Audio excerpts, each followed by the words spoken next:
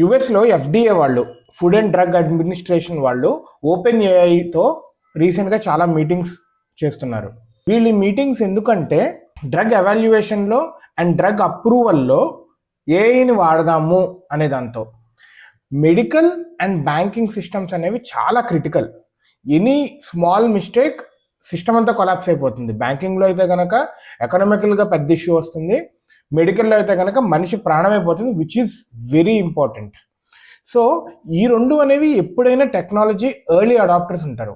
వీళ్ళు వాడి సక్సెస్ అయితే కనుక మిగతావన్నీ ఐటీలో కావచ్చు, పోలీసులో కావచ్చు, ఎనీవేర్ వాడేస్తారు. ఈ రెండు అనేది మెయిన్. ఎప్పుడైనా early adapters and critical observations అన్నీ ఇక్కడే జరుగుతూ ఉంటాయి. హోపింగ్ ఏఐ అనేది ఈ డ్రగ్ అప్రూవల్లో కూడా యూస్ చేసి అక్కడ గనక సక్సెస్ రేట్ ఎక్కువ ఉంటే గనక స్లోగా ఇంకా మెడికల్ ఫీల్డ్లో చాలా ఫీల్డ్స్లో వాడటానికి స్టార్ట్ చేస్తారు. క్యాన్సర్ రికగ్నైజేషన్లో కూడా ఏఐ అనేది క్రిటికల్ రోల్ ప్లే చేస్తుంది ఇప్పుడు. I think it is helping to identify many types of cancers in early stages only. Hope దీనివల్ల మనిషి ప్రాణానికి, మనిషి లైఫ్ స్పాన్ పెరిగితే కనుక this is a very good break through.